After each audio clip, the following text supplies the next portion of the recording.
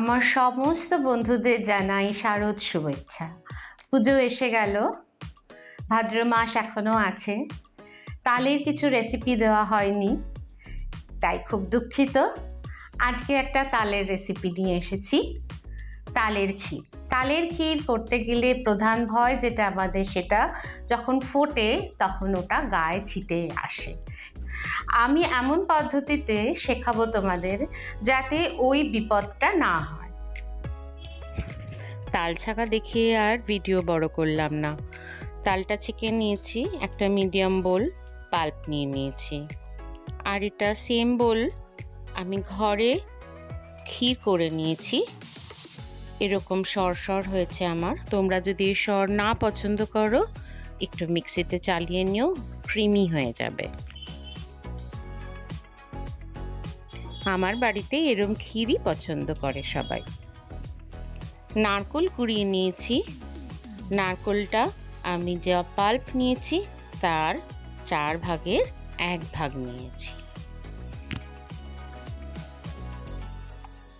আমি একটা nonstick pan নিয়েছি, পাল্পটা দিয়ে দেব। আমি চিনি দেব না, আমি বাতাসা দিয়ে করব।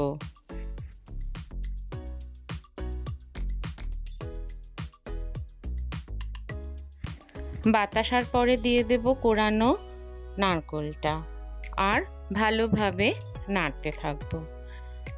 বাতাসা দিলাম কারণ চিনির থেকে বাতাসাটা অনেক ভালো।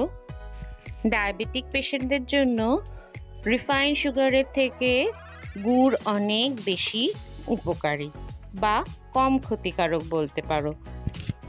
ফুট আসছে, এবার ক্ষীরটা দিয়ে দেব। বাতাসাও গলে গিয়েছে, এবার এটাকে ভালো করে নাড়তে থাকবো।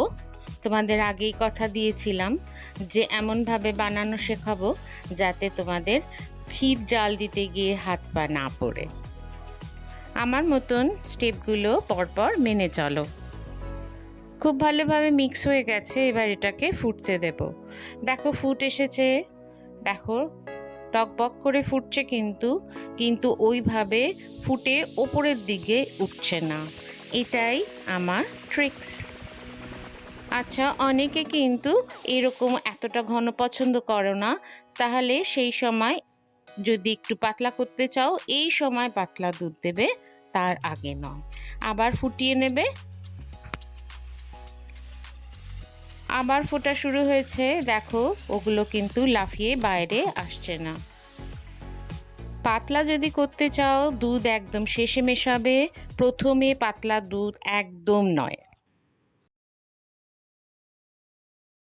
আজ আমার চ্যানেলে যারা নতুন আসলে তাদের সবাইকে শুভেচ্ছা। পুজো তোমাদের সবার খুব ভালো কাটুক। ভালো লাগলে লাইক করো, শেয়ার করো এবং সাবস্ক্রাইব করে দিও। ভালো খাও, ভালো থাকো।